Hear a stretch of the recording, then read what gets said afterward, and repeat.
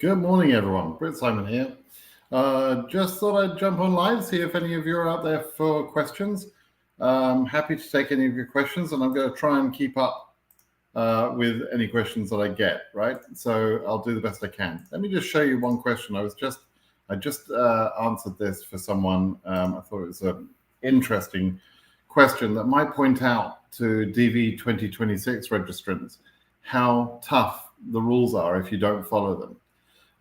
So this person has asked, my friend 1 year baby at the time, they were taking the pictures of the DV25. The baby was 2 weeks old and had jaundice at birth, and so is in place for phototherapy for 8 days.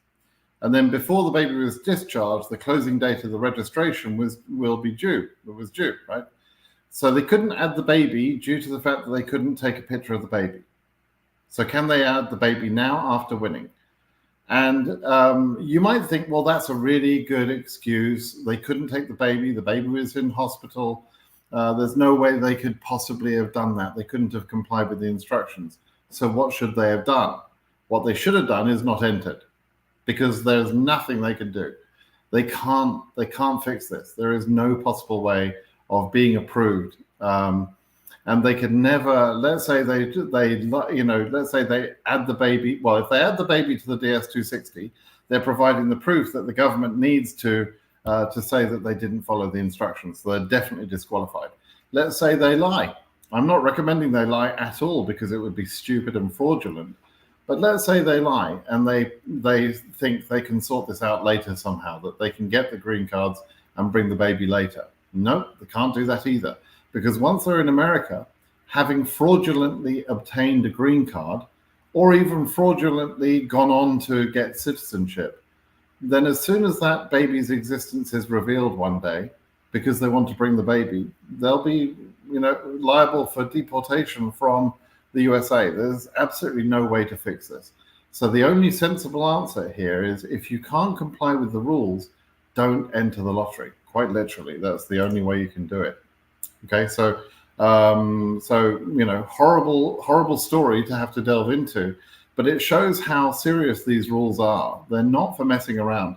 If you miss anybody off of your entry, whether it's a spouse, whether it's a child, whether it's a stepchild or an adopted child, if that person was eligible to be on your entry and you didn't include the entry, you're done. You're going to be disqualified, and there's no way to fix it. Okay, so please be clear about that. Okay, several people saying good morning. That's lovely. Happy to see you live. Wish you happy life. This year I've applied for me as well as my wife 2 entries. Yeah, exactly. So it's not really 2 entries. It's 1 entry per person. And obviously each, with a married couple, each of them lists the spouse. And so you're mentioned on 2 entries, which is fine. Once as an applicant and once as a derivative. So that's good. Joe, good evening. Is it okay to travel during election day or some few days after elections? Yeah, there's absolutely no doubt. Even if Trump wins on election day, which is November 5th, we probably actually won't know the results for a couple of days. It'll maybe last a couple of days. If it's a very close election, it might be a couple of days before we know the results. But let's say Trump wins, if that's what you're concerned about, Joe. He has no power. Once he's won the election, he has no power until January the 20th, when he would be sworn in. So Joe Biden would continue to be the president until January the 20th. And on January 20th is the transition of power. So if Trump gets in, particularly if you're from a Muslim governed country, or a country where there's a history of terrorist activity or anything like that, particularly in those examples, then you need to get your ass on the plane and get to America. Quite frankly, you need to get over to America before the 20th of January. After that point, it could become more complicated. So, maybe you have an interview on January the 10th, you get approved on January the 15th or something. Am I really suggesting to get on the plane before the 20th? Yeah, if you're from some of those Muslim countries, that's exactly what you should do. You should book a flight, even though it will be more expensive. you should book a flight, because once you become a lawful permanent resident, not just an immigrant visa holder, you have rights as an LPR, a lawful permanent resident, which is a green card holder. You don't need the physical green card, but you must have entered the USA to activate your status as an LPR. And then you are safe from any of Trump's stupidity. Okay. Okay. I'm a refugee. Are we eligible for DV lottery? If yes, are the procedures different with the rest, as some of us may not have a travel documents or passport in hand? One, you are eligible. If you're born in an eligible country, you're eligible. You can make yourself ineligible by breaking certain laws. So please make sure you haven't done anything unlawful, including breaking the laws of the country that you're staying in as an asylee. You mustn't have broken those sort of laws, right? Is the procedure different? No, it's not really different. The only difference is what you refer to. You'll need travel documents, but the U.S. Embassy can issue travel documents for you in the case when you're an asylee and you don't have documents. But you will need to provide certain documents as proof of who you are and where you were born and that sort of thing during the process, during the interview. Okay. Tewodros. Okay. Hey Simon, I am 2025, AF 30K, Ethiopia. Was planning to change my embassy to Kenya. Good idea. What do you think? Addis seems to be doing well this year. Scheduled 8.7K for December. Right. So I'm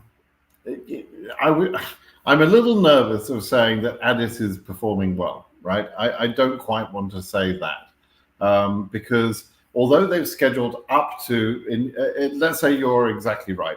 I don't know if you're exactly right or not, but let's say they've scheduled up to 8.7K. How many cases below 8.7K have been missed due to not having their DS-260 processed? How many have been skipped? Those cases will have reduced the density of cases for scheduling for Addis. And therefore, the reason we're at 8.7K may be not that the embassy is doing well, but that instead not many selectees under that number range were ready for interview with their DS-260 processed. It may be that.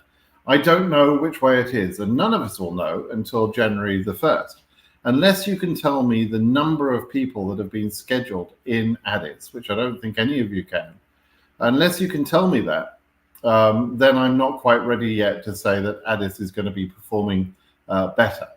I'll know that, and you'll know that on January the 1st, right? We will see how many interviews they've scheduled.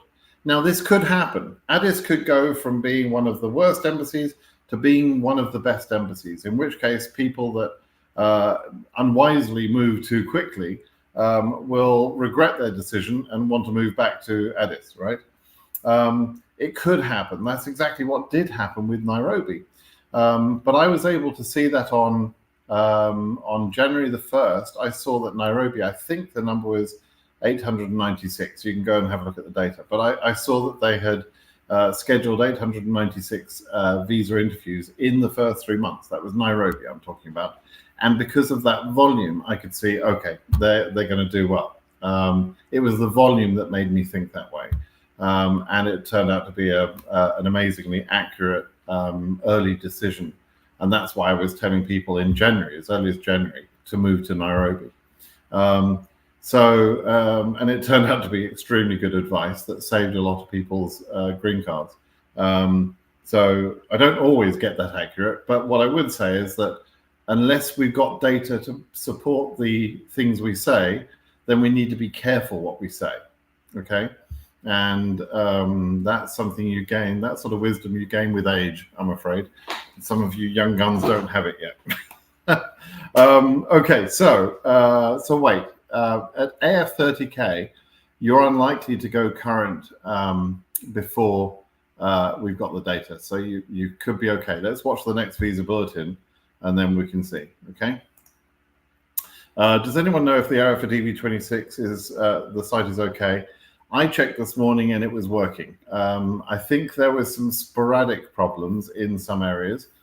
When they deploy a website, it could be deployed in many places at the same time, right? That's the nature of the cloud these days. And it could be that certain areas were affected by the way that was being used around the world. But it seems to be resolved. We'll have to just keep our eye on that. Okay. Joe's in twice. One is Joe JK and Silly Joe. Is it okay to travel during election day or days after election? Yeah, we already covered that. Freddie says, please, if I marry my girlfriend after winning the DV lottery, would that affect my chances of getting a visa? No, it doesn't, as long as you're not doing anything fraudulent. Okay, so if this was a girlfriend that you had before you entered the visa or before you entered the DV program, or at least before you won the DV program, and you can show that history of that relationship, then it is perfectly natural to say, well, I'm totally in love now. I'm not going to leave this girl behind. We're going to get married so that we can both go together. What isn't okay is your mate from down the pub wants you to marry some girl. She's not the prettiest girl, but he's going to give you $10,000 or something if you marry her and take her to America, right? That's what they're trying to catch you out on, right? So you see the two perspectives. One is a genuine reason because you were in love and you decided you were going to spend the rest of your life together, and you therefore marry to take advantage of the DV program for the green card for her. But the reason is totally genuine. Whereas the other reason, marrying your mate's ugly sister, that's not genuine, even for 10 grand, right? Don't do that. Not because she's ugly, but, just don't do that. Okay, I'm such a bad person. I'm sorry. I'm going straight to hell that way, right? Kigali. Kigali will resume their work at the offices tomorrow. Let's hope so. Fingers crossed for DV25 selectees to receive our 2NLs. Yeah, fingers crossed. Obviously, their performance in DV 2024 was bad, but let's hope that as they resume their activities, let's hope they've done that. They've done that well. Okay. Okay. 2025 winner with a high risk case number AF 50,400. Is it okay to play the 2026? Yes, it's okay to play a DV 2026. And no, your case number is not a high risk number. Your number is about halfway through the number range and probably isn't at risk. It might be at risk if you're in one of the accept countries, Algeria perhaps, or Cairo perhaps, but or Egypt, I should say. But generally speaking, if you're from some other African country that's not limited, with accept on the visa bulletin, then your number is pretty good, frankly. Okay. I've been separated from my wife, not legally, but if I choose married, I don't have a photo of her that meets DV lottery requirements. Can I choose divorced and then officially divorced before the interview? No, you can't do that. You have to, you are married, you're not legally separated. You cannot choose legally separated because you have to have court documents that existed before your entry. You can't divorce her quickly enough in order to be able to enter. And so if she won't supply you with a passport photo, then you can't enter. It's as simple as that. And you might try and think, well, I'll try my luck. I'm sure Simon doesn't know what he's talking about. I've been doing this for 12 years. I know exactly what I'm talking about. And I guarantee you will be disqualified later on because you'll have lied on your entry. So don't do that. Just don't apply unless you can get a photo of her. Now, if she's truly divorced from you, if she's truly separated from you and you get a photo of her, and let's say that photo isn't an exact likeness of her, since she's never going to turn up at the interview, that's not so much of a problem. But anyway, moving on. Hybrid, is it to play for your relatives if you are in the USA? Yeah, it's safe to play for your relatives. Because back in Africa, yeah, there's limited internet for some people. Yeah, absolutely fine. You can enter for your relatives. Now, I normally say to people, don't give people like agents all of your details and always enter for yourself. But in this situation where you're entering on behalf of family members, and they can trust you and you are trustworthy and will look after their data correctly, then that's safe, that's fine. Okay. Can we expect positive VB in the next month? It's such a vague question. What does positive VB mean?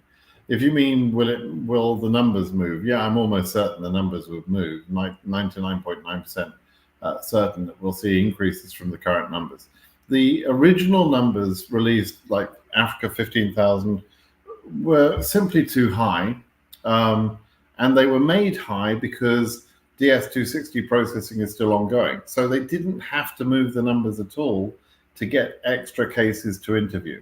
That's what's happened. That's why it happened.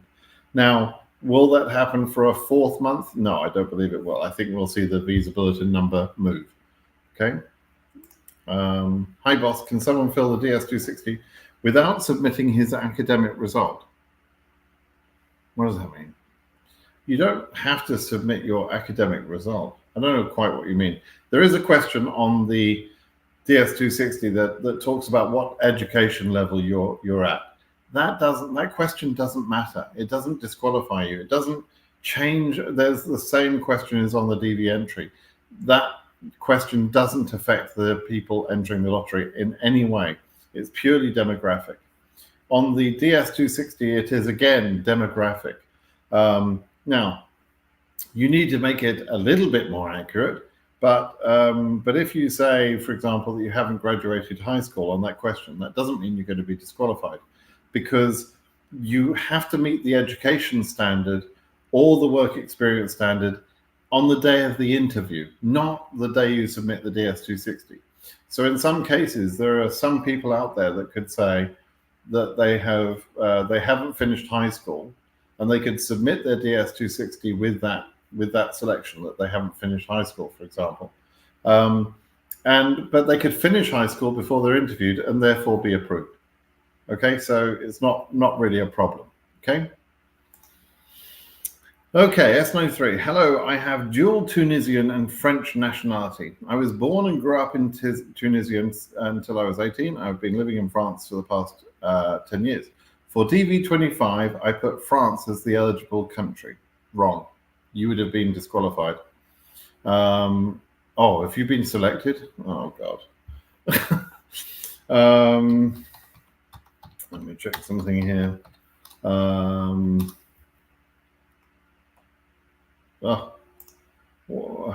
do people make life complicated for themselves? I've just got a slight suspicion. I just want to make sure. I can't see anyway. It's North Africa. Let's see. Africa. Yeah. So Tunisia is 96. Okay. So I don't know why you did this, right? I don't know why you thought that was a good idea, honestly. The DV lottery has nothing to do with your nationality, your passports, your citizenships, nothing to do with any of that. It's only to do with where you were born, right? And you were born, you said you were born in Tunisia. So you have a birth certificate, I assume, that says Tunisia. When you entered the lottery, you should have been in the Africa region lottery. And if you put France, then you've got an EU number. And in that case, unless you're married to someone from the EU, then you are 100% certain to be disqualified. There's no other way of getting around that particular problem, right? You did not have any legitimate reason to claim eligibility to France. Okay, so I've been living in France past 10 years. So, have you married someone from France? That would save your ass. But other than that, you shouldn't proceed with the case. You'd literally just be throwing money away. If you're not married to someone from France, don't bother going through with your process because you've got an EU number. Confirm that for me that you've got an EU number. Just tell me, in the chat. But I'm sure you've got an EU number, which means you were in the wrong draw. The draws are all separate. Africa has its own draw. Europe has its own draw. Asia has its own draw. And if you're in the wrong draw, you are completely ineligible to process your case. Okay, I am 25 when my case number is AF 11,600 from Ethiopia. When can I expect to receive the 2NL?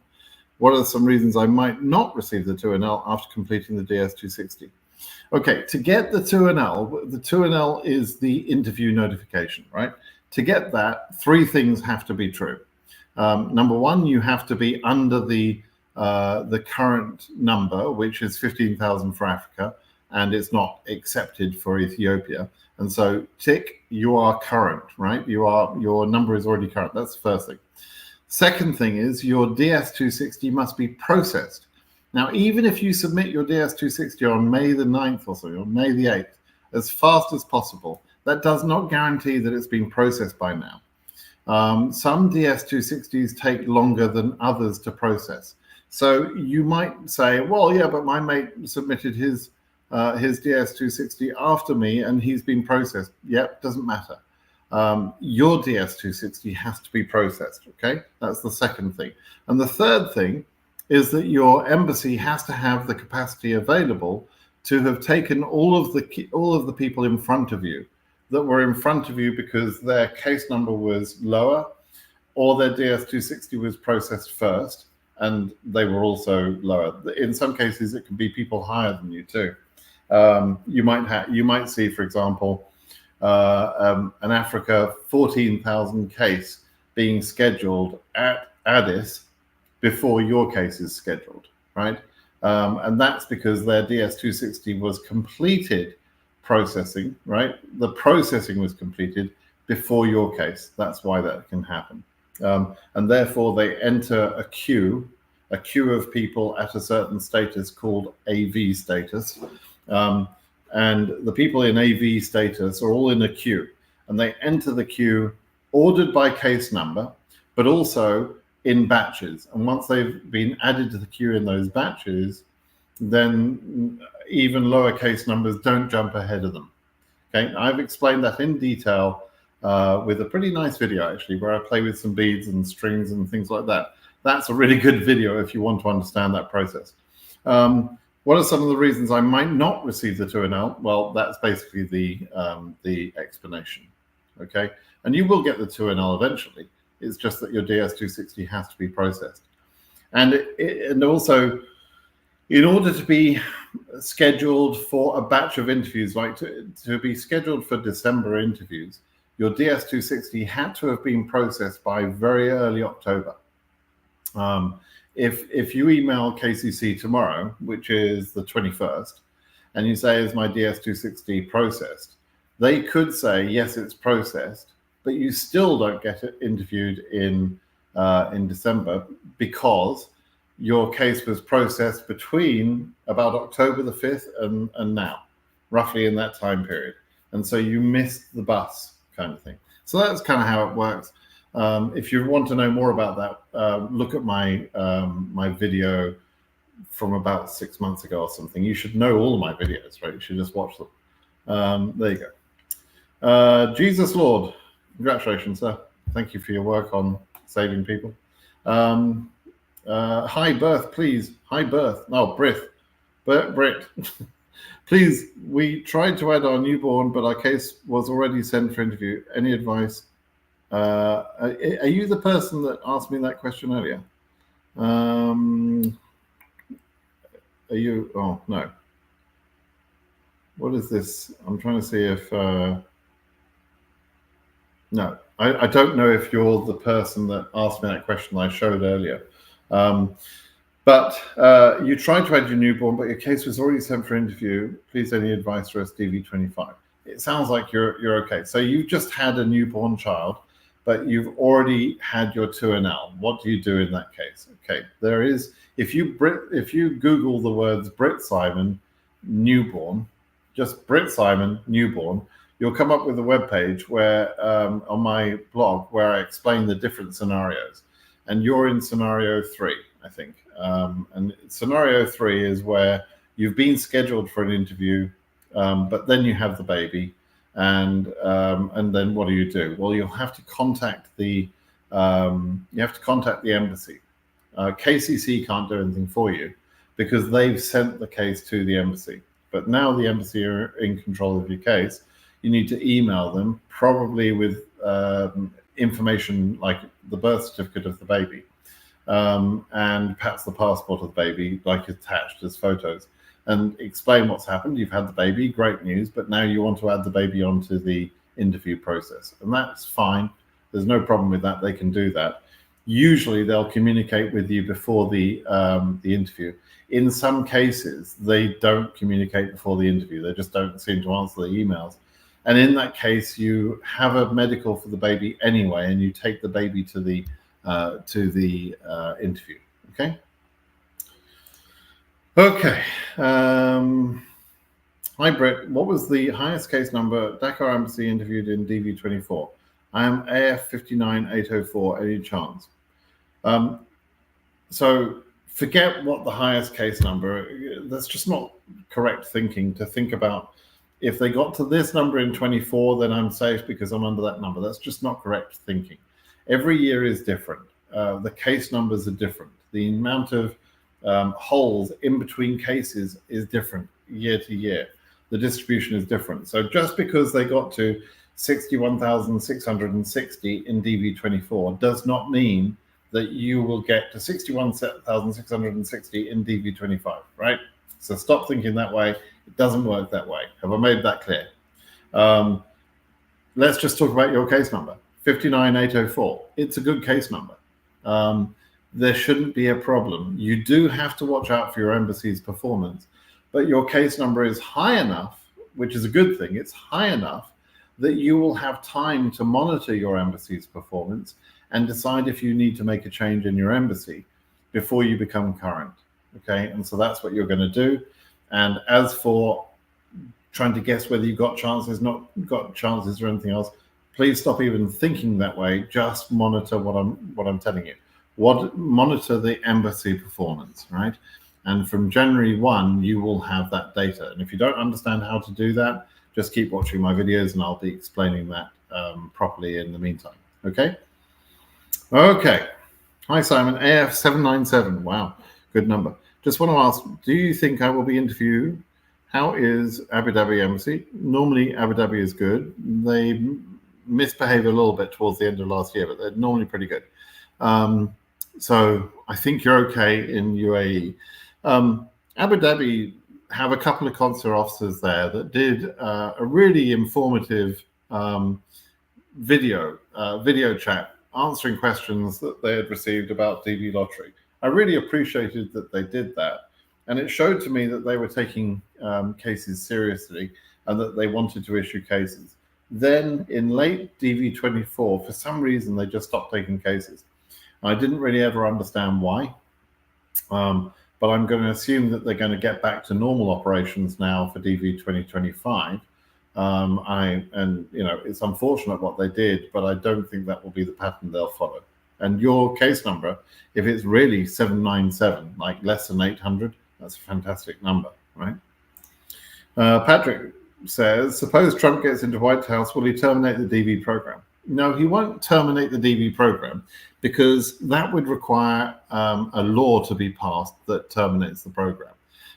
And if Trump gets into office, he will pass very few laws because he's a complete idiot and doesn't understand how to negotiate with people and how to pass laws, etc. He's just a moron. So he won't pass an immigration law. It's very difficult for smart people to pass an immigration law, let alone a complete idiot, right? So Trump isn't going to do that. But what he will do is he can write executive orders. People write them for him. And he has got his racist in chief, his chief head of racism is a guy called Stephen Miller. And Stephen Miller's a bit of an idiot too, but he's a bit smarter than Trump. And so he wrote the book Muslim bans. There were 3 Muslim bans. It took him 3 goes to get it right. Right being wrong, but it took him 3 goes. So first of all, they wrote the first Muslim ban, and that was attacked by lawyers around the country and taken down. Then he wrote the second Muslim ban.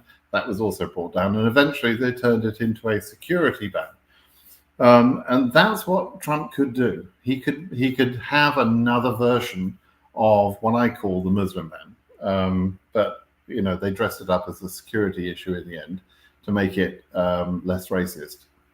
I mean, it was still obvious. The intent was still very obvious. But he could do something like that. Trump could do that, helped by Stephen Miller and other racists and idiots that he would have in his administration. So if Trump gets in, yes, there is a problem, but it's not because he will terminate the problem. It's more the program. It's more that he will create barriers for people going through immigration. He will do things like the Muslim ban, or increase the amount of vetting, the amount of processing time that background checks take. He will do things like that, okay? And that will make life difficult, particularly for people from Muslim countries, strangely enough, but also some other countries that they'll throw in there to make it look more like a security ban. So yeah, let's hope he doesn't get in. I don't love Biden, I have to say. I mean, you know, he's been a disappointment in some ways, been great in a lot of ways. And Harris, you know, don't love her in a lot of ways either. But you know, but Biden and Harris is just not. It's not like Trump or Harris kind of decision. It's like if you know, I don't know whether you understand how bad Trump is in so many ways, but it honestly isn't a sort of an equivalent thing. One choice is for decency, common sense, intelligence, you know, proper politician, and the other choice is a complete idiot in every way possible, and you know, and not even a nice idiot, not even a nice person. This is an extremely bad person with extremely low moral character. Who's got also being hampered by an extremely slow head, very, you know, stupid brain, and unfortunately a huge ego. So he thinks he's the smartest guy in the room. He thinks he's an expert on everything. He knows absolutely nothing on any topic, but he is unfortunately followed by a lot of stupid people in this country. He's Dunning-Kruger is, you know, exactly what he is, you know. Anyway, so I'm hoping he doesn't get in. There's less than 3 weeks to go now. It's really scary times. Fingers crossed for Harris. As I say, not because I greatly love her or anything. I haven't got Harris, you know, stickers all over my house. But there's just no equivalency. So be very careful, Patrick, if Trump gets in. Okay. Forche Paul Andong. Oh wow, what a name. Forche Paul Andong and Akum. Akum. Embassy have asked the submission of my documentation, which I did. Good. My birthday had a problem. GCE board issued a duplicate concerning my stepdaughter. Okay. So you've got several sentences there, none of which are tied together with a question. So I don't know really what you're really saying there. Nizar, my wife added me as her derivatives while I add my wife as my derivatives. What? Add my wife. My wife added me as her derivatives while I add my wife as derivatives. Okay. My means two entries. One is mine separate. One is my wife separate. Entry, two entries. Yes. Okay. Oh, okay. Eventually I understand what you're trying to say. Yeah, all of that's fine.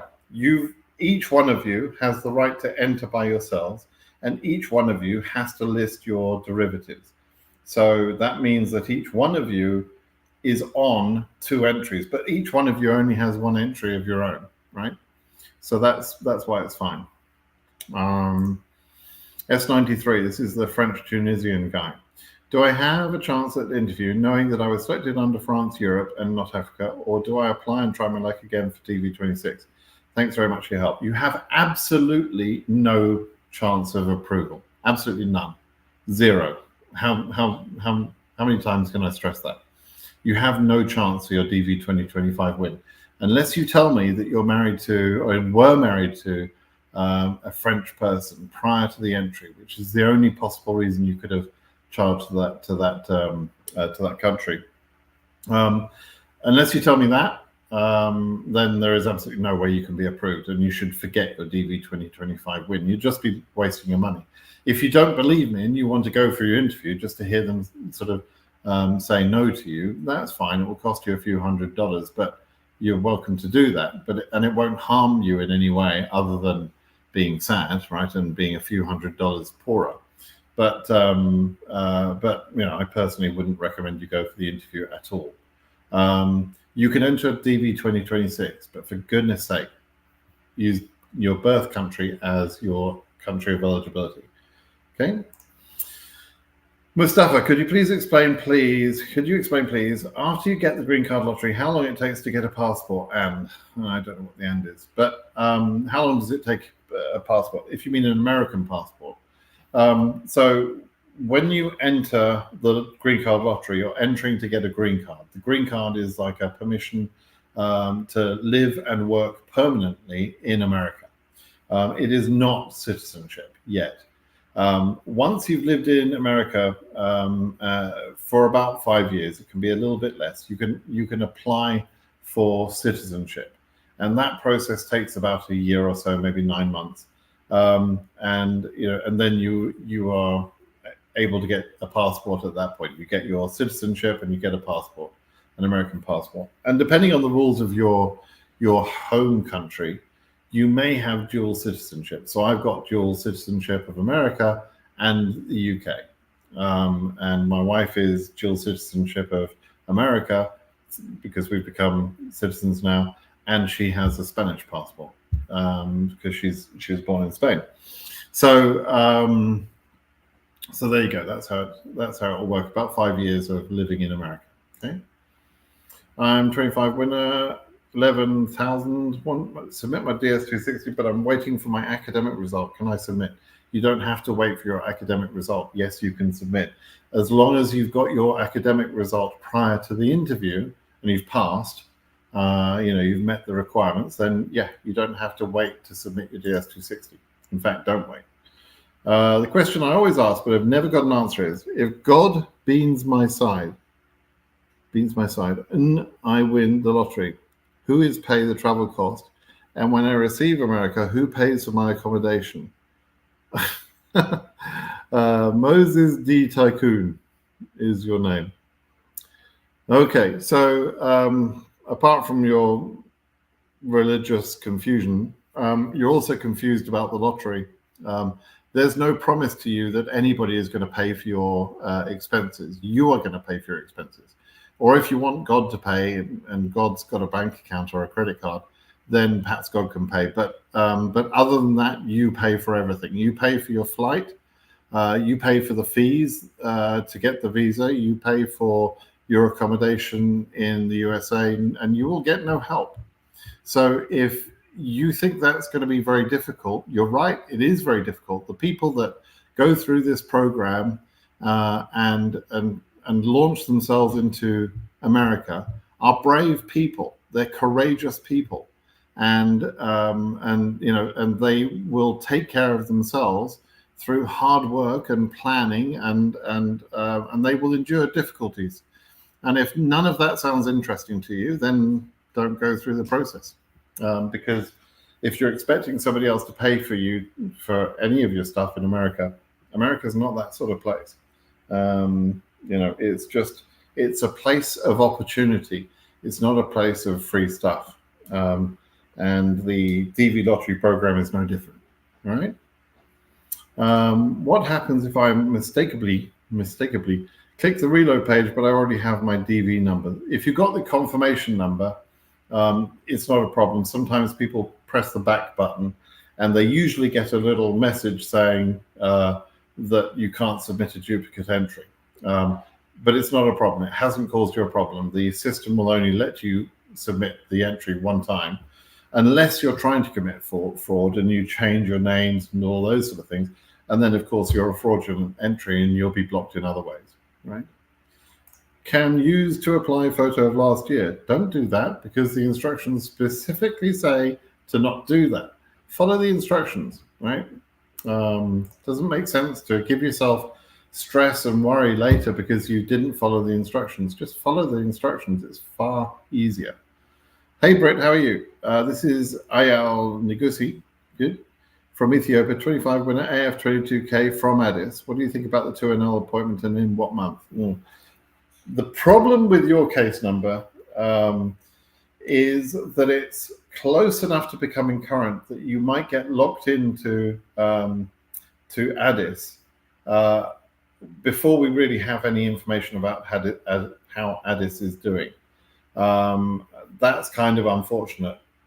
I think, it's going to be up to you, basically.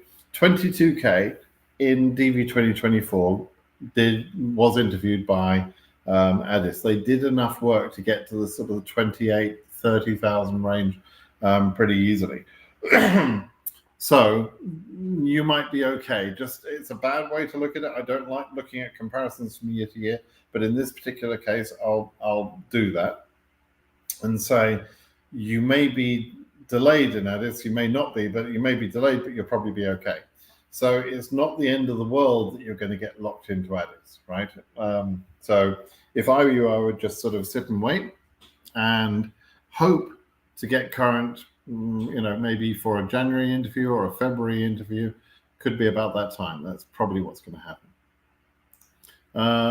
Do you know the highest case number of Nepal? I don't, G2. If anybody knows that, and I suspect there are people that do know roughly what the range is for Nepal, I'd very much appreciate hearing about it.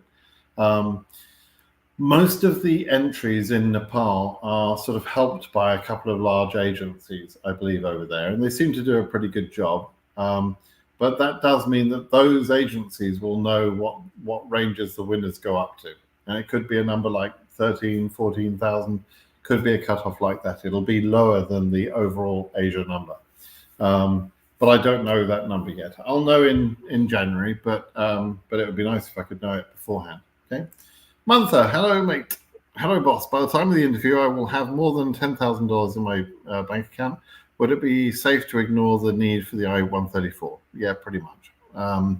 Particularly if you have also a good career path. And, but yes, if you're a single person and you've got more than $10,000, then that proof is normally sort of okay. I did hear of a couple of cases where the embassies asked for extraordinary amounts of money per person. So one family went there, I think there was a mum, dad, and 2 kids.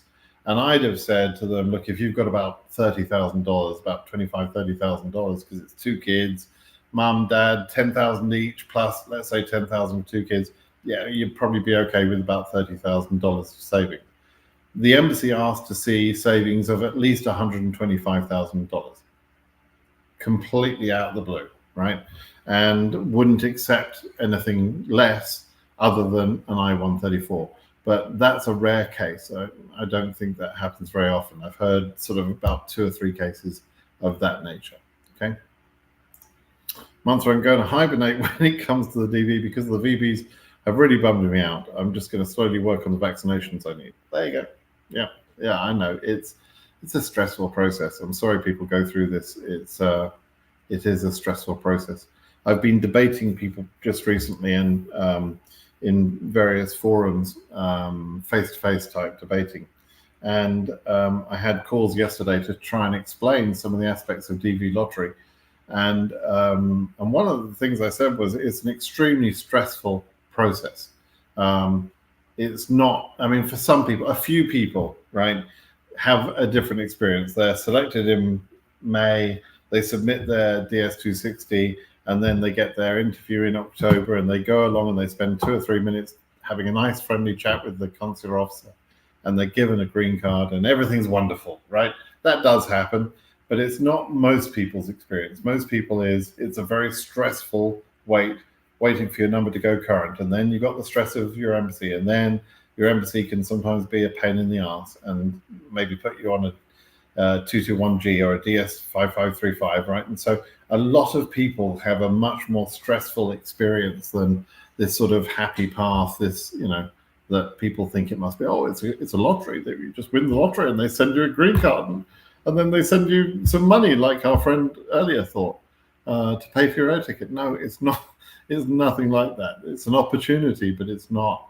It's not the golden goose, right? Is it possible to choose an embassy out of my country of residence? Sort of.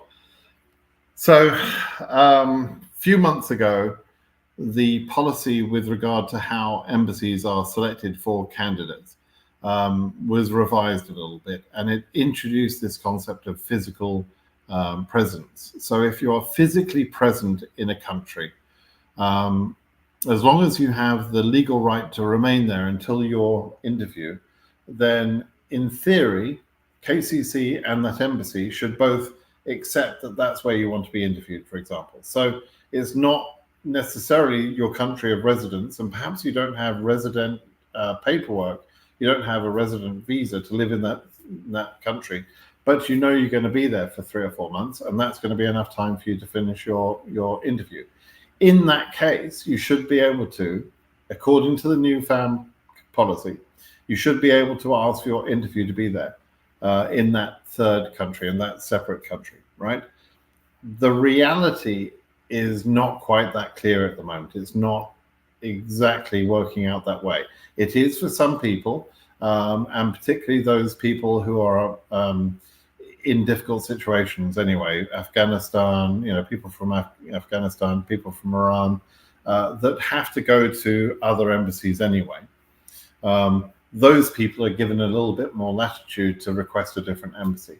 But for a lot of people, the KCC still want to assign you to the embassy based on your home address.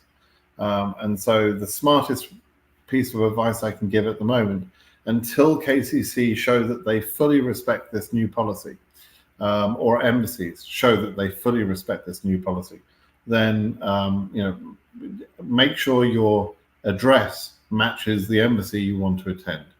Okay, so unlock your DS-260 and change your address. Don't even ask for an embassy change. Unlock your DS-260 and ask for a different and create a different address.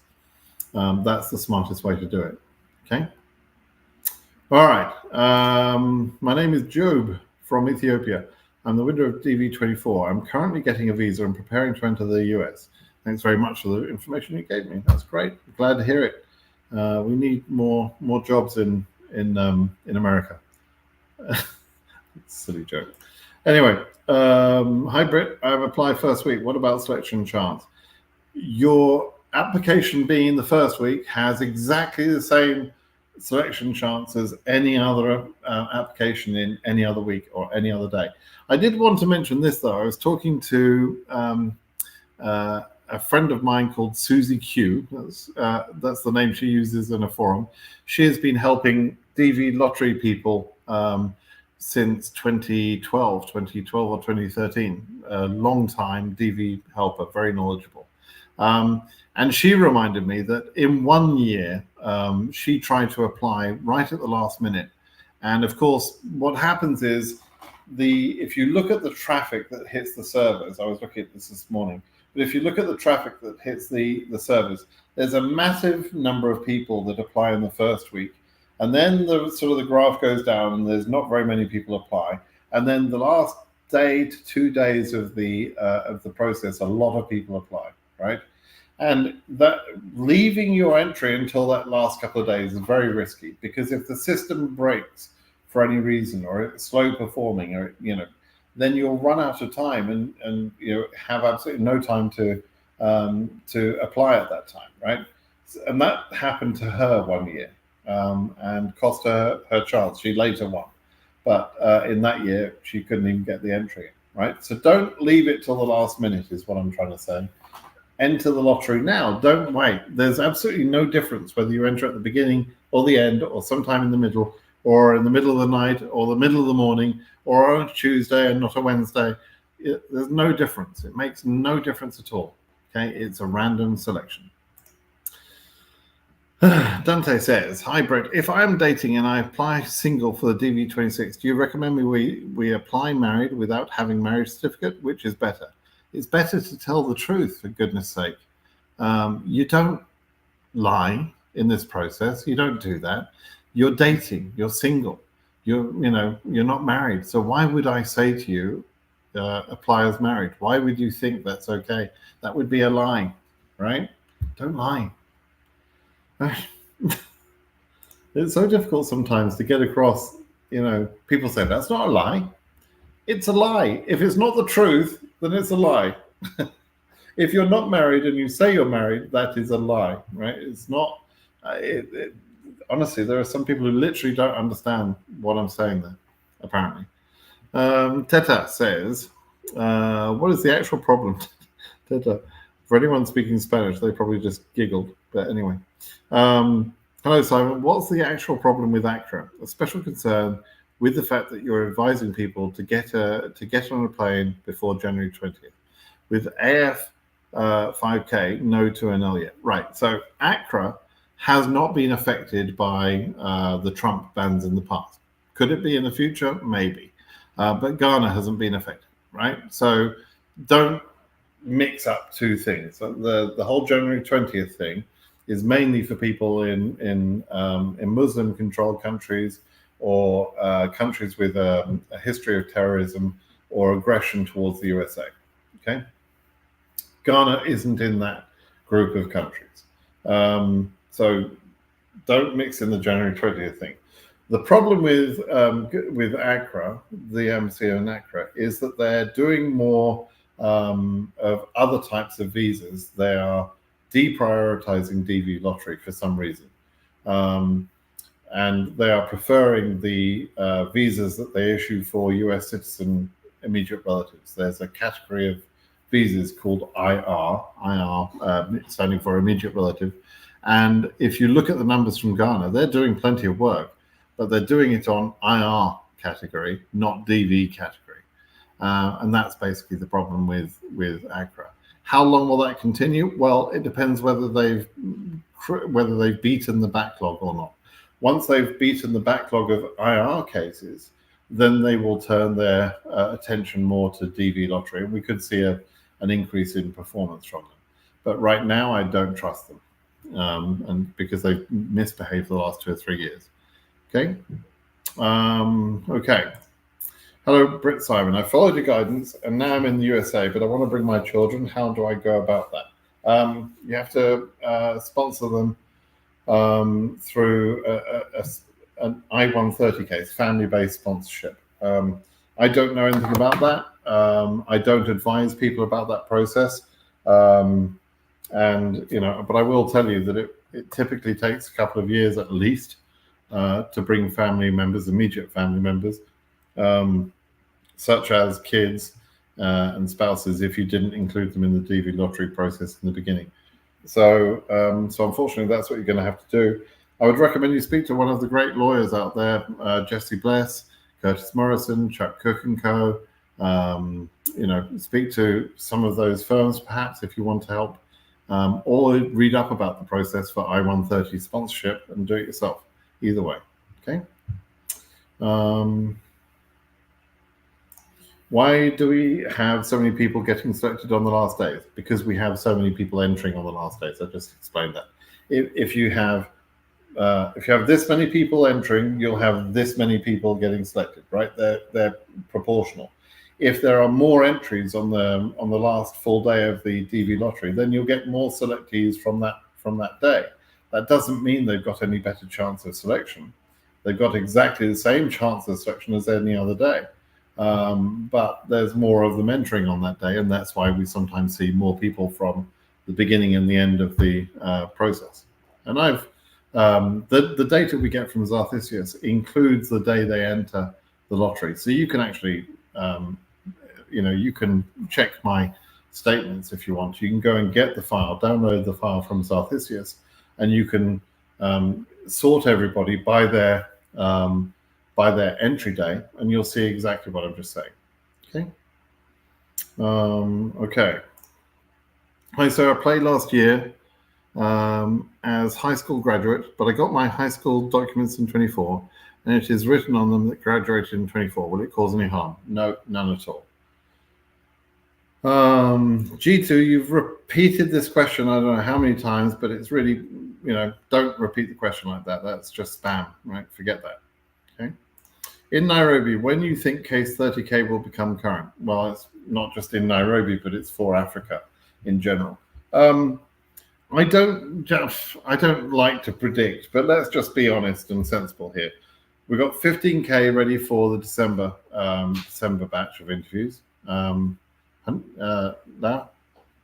nice. Sorry, just seeing my wife there, and she looks very good. That's put me off. Anyway, in Nairobi, when do you think? Oh yeah, 30K, right. So it's not going to be for December because we've got 15K for December. But is it possible that we see that in the next visa bulletin? Sort of possible, 30K, maybe. But it's more likely in my mind to come for the February, perhaps even March, before we get to that number. But if I had to guess, if I really had to, guess, I would probably pick on February. Okay. Yo Mate, Salty, Lavaneko. Yeah, Hanuk, how are you? I don't know what you're saying here. English only, please, right? Watching you from Uganda. That's lovely.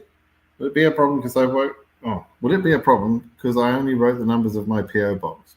No, it's not really a problem. The address that you put on your entry doesn't make any difference. The address that you put on your DS260 isn't critical. So that's fine. No problem. Can you briefly explain the DV program selection mechanism? Very random, Patrick. I've explained this many, many times. But let's say in Africa, let's just say there are 5 million entries, right? 5 million people enter the lottery from Africa. And on those 5 million entries, there's all sorts of family members as well. So that 5 million would probably equate to about 8 or 9 million people, right? But those 5 million entries are all jumbled up randomly, right? Mixed up by a computer into a certain order and given a number starting from Africa number 1 to Africa number 105 million, right? From 1 to 5 million, everybody gets a number, right? That is the initial draw process. That's how it works, because now you've got Africa 1, 2, 3, 4, and those lowest case numbers, I should say, those ones that are at the top of the pile, they're the ones that are going to be the selectees. So you've got 1 to 5 million people, or entries ordered. They take roughly about the first 100,000 people or entries rather, and they knock out some of those entries based on mistakes in the entry, typically bad photos, right? So they knock out a bunch of people, and that gives us holes. And so we might have case numbers from 1 to 100,000, but there might only be 30,000 actual cases in that group, which is about what we've got, because 70,000 cases from those first 100,000 cases will have been disqualified before the results are even announced. And the 30,000 that are left equate to about 50,000 people that are the selectees. That's roughly the situation we've got in DV25. We do have case numbers up to about 100,000, just over 100,000, and there are about 30,000 cases with about 50,000 selectees. Selectees meaning including the family members. Okay, that's it. That's the quick way.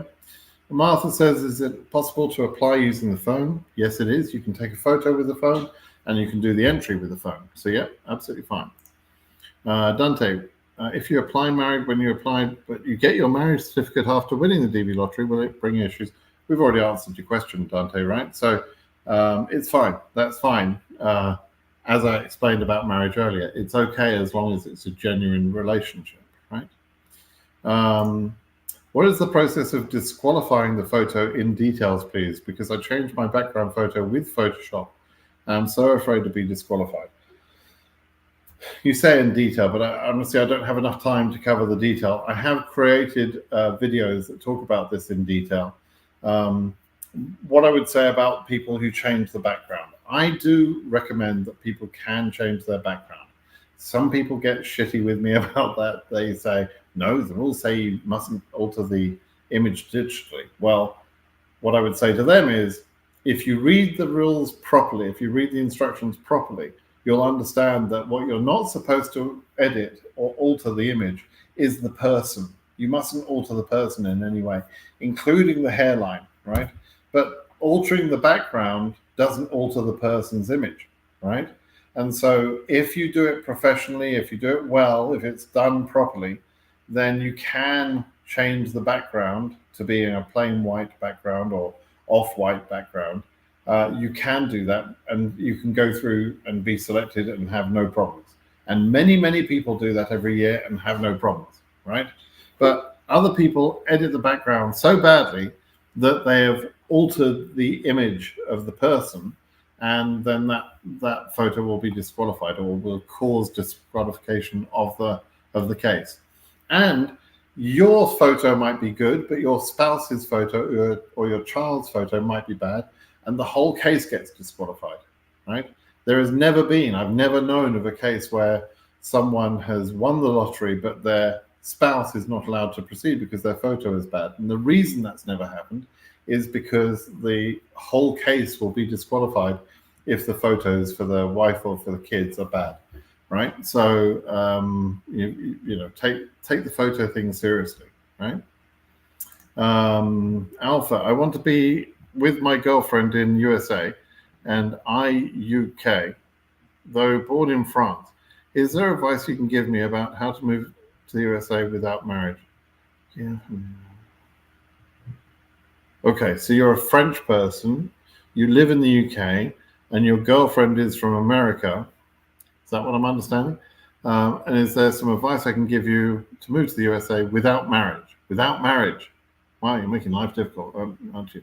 Not really. I can't give you any advice.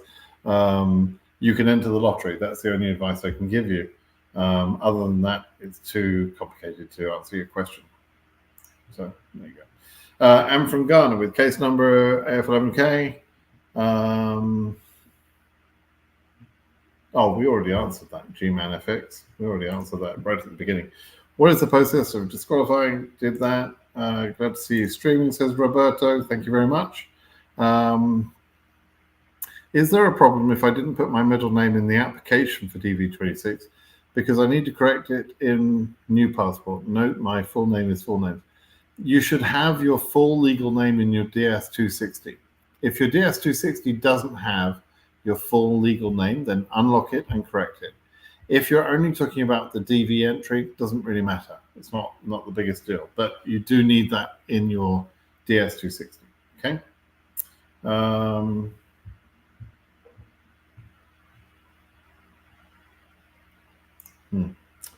When we try to unlock Jesus Lord, Jesus Lord, when we tried to unlock to add our new baby, which we could not edit, we found you couldn't edit the baby. Oh dear.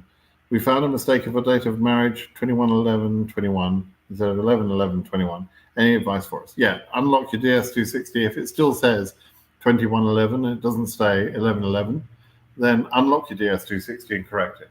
Make sure it's accurate in the DS260. Okay. Omri Cohen, thank you for all the time you spend helping here. Me and my wife, filled our DS260s at the first week of June. Fine. Was wondering when you would expect case to be processed. EU case number 6 to 9K range. Thank you. EU 6 to 9K isn't current yet.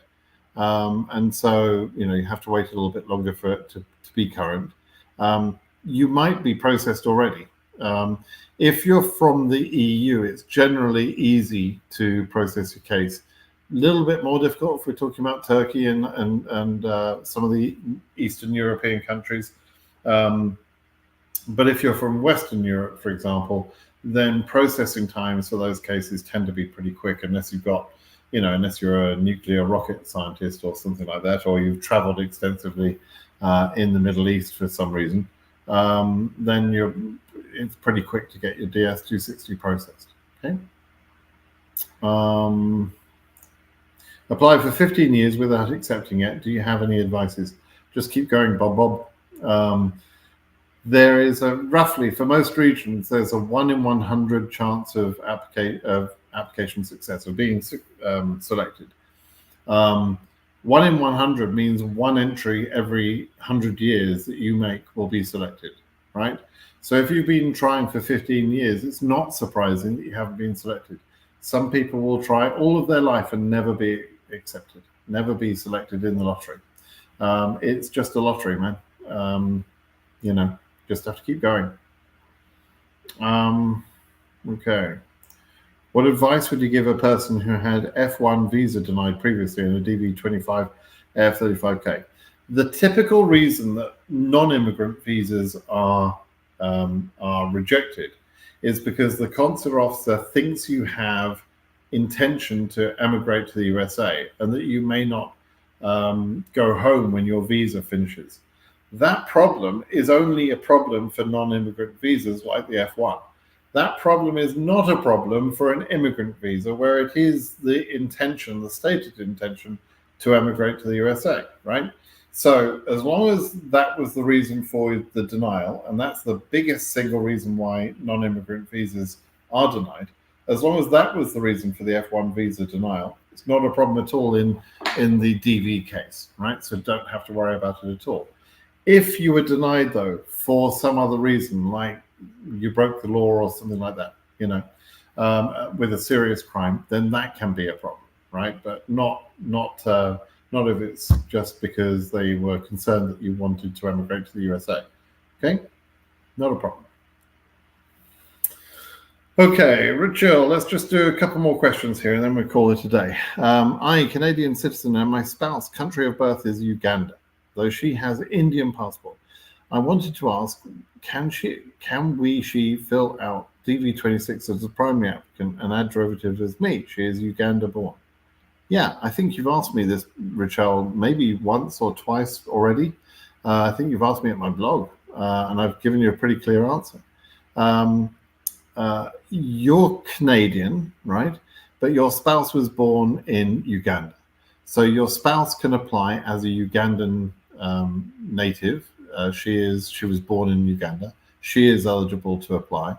And you're eligible to apply, even though you're from Canada, you can actually charge to Uganda. So she answers question number 5. She answers question number 5 with Uganda as her birth country. And in question number 6, she would select yes, meaning she's applying, charging to Uganda. She doesn't want to select another country. That's how she applies. In your application, you put Canada as your birth country in question number 5. And in question number 6, you select the checkbox that says no, that you're not charging to the country where you were born. Then the pick list, the box will open up that lets you pick for question number 6, right? Not question number 5, question number 6. Question number 6 will then let you pick Uganda being her birth country, okay? And you, that way you can both enter, right? So that's how it works. I'm pretty sure I've told you this before, Rucho, right? But because there's not many Canadian citizens that have wives from Uganda that have asked me questions. So I think you've asked me this question already. But there you go. You got the answer again. Yeah. I win DV26 from Italy, but I'm not born in Italy, so I have Italian citizenship. I don't care. Nobody cares so far.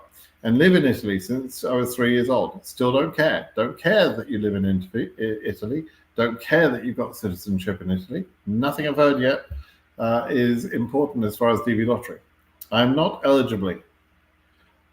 Also, my spouse and parent was born in Italy. Can I have a chance to have interview? Okay. Pamela, you don't mention where you were actually born, right? But I'm going to assume that you were born in some country that, let's just say, for argument's sake, you were born in India, but you have grown up in Italy or whatever, and now you've married an Italian. It's that last bit that's saving your butt here, right? You married an Italian. Also, my spouse and my parent was born in Italy. Okay, you were born to Italian parents. If both your parents were born in Italy. Okay, so here's what I'm going to say. I'm going to assume that you were born in a non-eligible country, but you are married to an Italian-born person, in which case you could charge to that person's country of birth. That's one way. And if you have both of your parents were not born in your country of birth and were only there temporarily, then you can charge to one of their countries of birth. And if they both happen to have been born in Italy, then you can enter Italy through either of those as well, right? But the easiest way is through your spouse, because you've got natural proof there when you turn up with your spouse. So if your spouse was born in Italy, then yes, you are eligible to enter the lottery, and you do exactly what I just explained to the Canadian guy with the Ugandan wife. You choose in your case, you'll choose your country of birth, being the non-eligible country. That'll be in question 5. And in question 6, you'll pick Italy. Okay, that's how you'll do it. Please, if I currently stay in Germany, but my stay has expired, or better still, I stay in Germany illegally, do I qualify for the DV lottery? Don't abuse the laws of a country and expect another friendly country to that country. Just say, yeah, that's fine. We know you've abused the laws of that country, but we don't care. They're obviously going to care, right? So if you are in a country illegally, that's not a good thing for DV lottery. Get the hell out of there and start obeying immigration laws if you want to receive benefit from immigration laws in America or other countries. Don't disrespect countries' immigration laws. That's not a good thing. Okay? Joe, by the way, says, is there an interview at the POE? Not really an interview, Joe, no. It's just a quick documentation process. It's not an interview. They're not going to ask you questions like, what are you coming here to do? Where are you going to live? Who's this person you're going to live with? They don't answer questions like that. They don't ask questions like that. And if they do, it's just conversational. It's got nothing to do with your entry or not. They don't. It's not a question of whether they allow you to enter or not. If you've got an immigrant visa, you will be allowed to enter. So that's not a problem. Okay. 1 or 2 questions. Oh, here we go again. Yes, 93. I did that because my mum is French. My father is Tunisian. So I have birth certificate French and Tunisian. Yeah. I've already said that. You can. So, okay. So there is an exception for someone who's, let's say both of your parents were French, and you could have proven that they were only in Tunisia because of a temporary stay in Tunisia. You would then be able to say, okay, my parents were French and that's why I chose France. You shouldn't do that because Tunisia was an eligible country, so it's not really a smart thing to do. But in your case, you can't do that, S93, because your father, you say, is it your father? Your father is Tunisian. He was born in Tunisia. And therefore, you cannot say that you were only in that country temporarily. You can't claim this other exception, which is called the missionary exception. You can't claim that. There is no way your DV 2025 process goes forward unless you are married to or were married to, at the time of your entry, a French person. That's what I said before, and I stand by it. Okay. Okay. My wife and me got married, and as a result, her surname changed to mine. Yeah. She's principal applicant. She got a new passport. She did not file the DS-260. Should she use new surname and passport? She has changed her name. That's a legal name change process, right? Through marriage. So her legal name now is the new name that she took during marriage, and her maiden name will also be listed in the DS-260.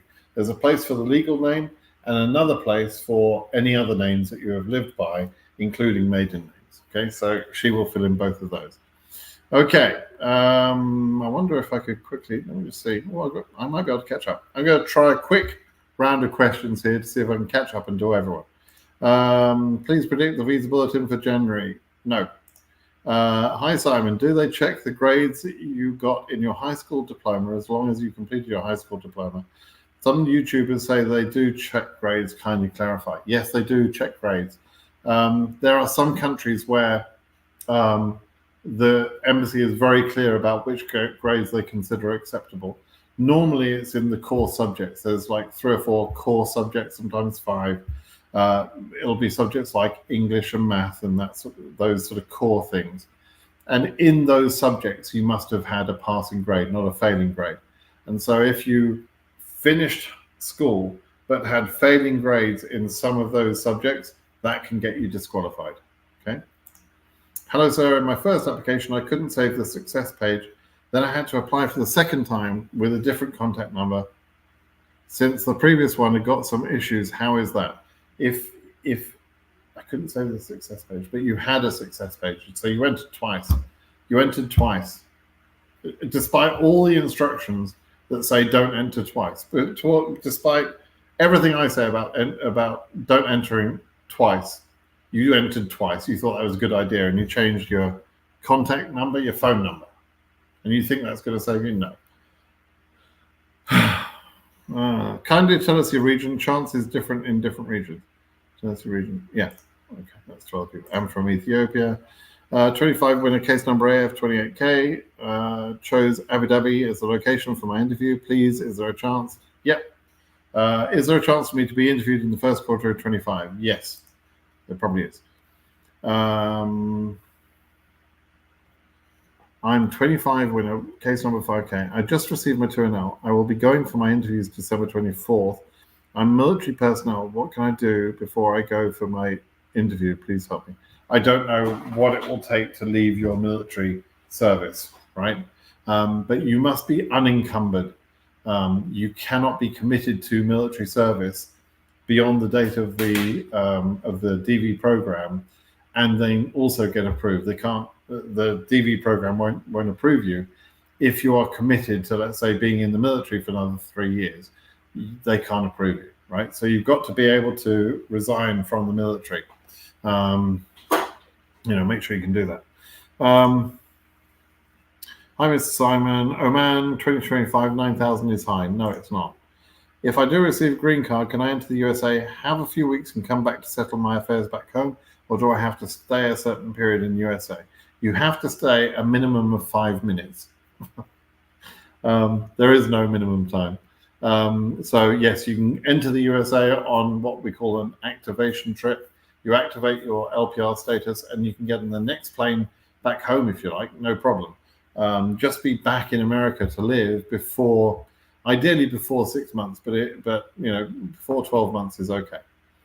When is the best date to apply for DV? Today is the best date. How time need for adjusting status for DV lottery winner? It takes 2 or 3 months typically, but you get extra time ahead.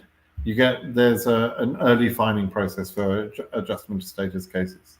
It's kind of useful. It's lottery. Yeah, any day is lock day. Tell us your thoughts about the DV program in cases Trump's winning. Already discussed that earlier in this video. Watching from Kampala, the Pearl of Africa. Crikey. Well done, Brit Simon, for all the good work. Please talk about the visa bulletin for the coming months. What do you expect? No. 2025 DV winner. I don't know what your question is. I misarranged. Am I catching up with all the questions? No, the questions are going faster than me. Okay, a couple more questions and we'll call it a day. I misarranged my name during DV application and I won DV 2025. Any possibility that can affect my interview? I already corrected it during the DS260. Yeah, you corrected it in the DS260. That's good. That's all you need to do. And typically it won't cause you any harm as long as they don't suspect fraud. So if what you did is you mixed your names so that you could enter them multiple times, that's fraud. And once they see the difference in your name order on your DS260, which you must do, they will search for every other combination of your name and see if you entered multiple times. And if you did that, then you'll be disqualified at the interview. Okay. Okay. I think we'll call that a day. I didn't get to the end of the questions, unfortunately, but it's 1 hour, 20 minutes. So we'll call that a day. Okay, everybody. Thanks for joining me this morning for this Q&A. I hope you enjoyed the Q&A. I hope I answered your question. If I did not get to your question and you still want to ask your question, ask it please at brittsimonsays.com so that I can see that question and answer it there. It's the best place for me to answer questions, particularly if it's a complex question that will need a bit of a conversation back and forth between me and you. I was asked just a few moments before I went live, I was asked if I could take a direct mail from someone, an email from someone. Can they ask me a question in private? I don't do that. I don't answer questions in private for people. There's a couple of reasons. Number one, I'm not a lawyer. I don't try and pretend I'm a lawyer. I don't charge any fees for any advice I give. I don't do any work as a lawyer, right? That's the first reason. It's one reason. I would not answer questions in private because it might give the impression I'm performing some service for you, and I don't want to give that impression. The second thing is, when I answer a question in public, more people can see that answer than just you, right? So more people benefit from that time that I've spent than just you. And that's why I prefer to answer my questions in public. So I answer them on videos or I answer them on the blog. But to respect my time, that's why I ask people to not ask me questions in private in any way. Okay? All right, everybody, please do subscribe to the channel. Give me a thumbs up if you like this video. Only 16 people I can see have liked my video. What's wrong? You didn't like my video? Come on, be nice. All right, everybody, have a nice day. Bye-bye.